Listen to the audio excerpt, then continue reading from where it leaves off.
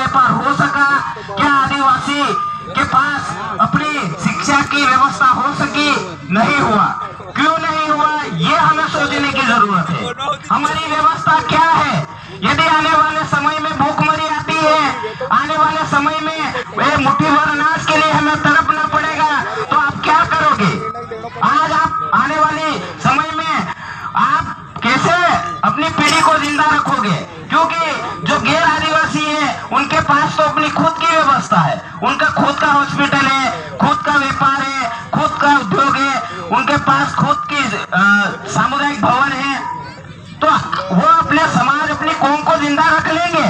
लेकिन आदिवासी अपनी कौम अपने समाज को जिंदा कैसे रखेगा? इस बात पे हमको अमल करना चाहिए।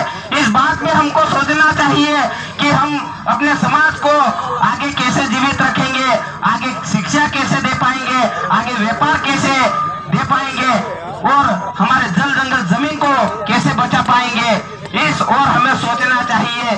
क्योंकि हमने बहुत धर्म में भटक लिया, कई धर्मों में हमारे टुकड़े कर दिए, हमारे कई राजनीतिक टुकड़े कर दिए, हमको कई प्रकार से लालच लोभ देकर हमारे समाज को टुकड़ों टुकड़ों में बांट दिया, और आज आदिवासी को एक नहीं होने दिया जा रहा है।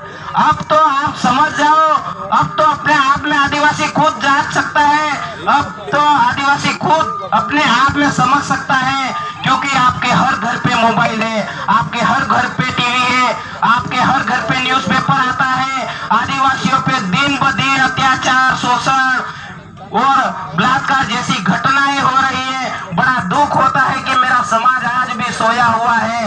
बड़ी शर्मिंदगी है कि हम आने वाली पीढ़ी को कैसे बचा पाएंगे। बड़ी शर्मिंदगी है कि जब भूखमरी और अकाल जैसी स्थिति पैदा होगी तो हम हमारे कौम को कैसे बचा पाएंगे? क्योंकि हमारा समाज एक होना ही नहीं चाहता है। हमारा समाज अपने आप में सब जानता है, लेकिन सोच सुन के समझ के या पढ़ के या देख के उसको अनदेखा कर देता है। तो इसीलिए मेरा आपसे यही निवेदन है कि अपनी कौम को अगर जिंदा रखना है तो गांव गांव जन जागरण कीजिए।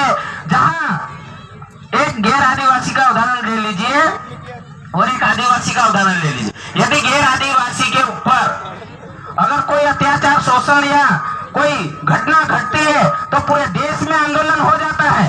ये उनकी एकता है। धंधा वो भी करते हैं, व्यापार वो भी करते हैं, अलग अलग वो भी रहते हैं, उनके बीच में भी बोलचाल होती है। लेकिन एक आदिवासी समुदाय ऐसा है कि भरे मार्केट में यदि किसी को मारा जा रहा है तो वो समाज देखता है, खेल देखता है, वीडियो बनाता है और हंसता है, करे कौन इसके झंझट में पड़े, अपने ऊपर केस हो जाएगा। ये है हमारे समाज की स्थिति।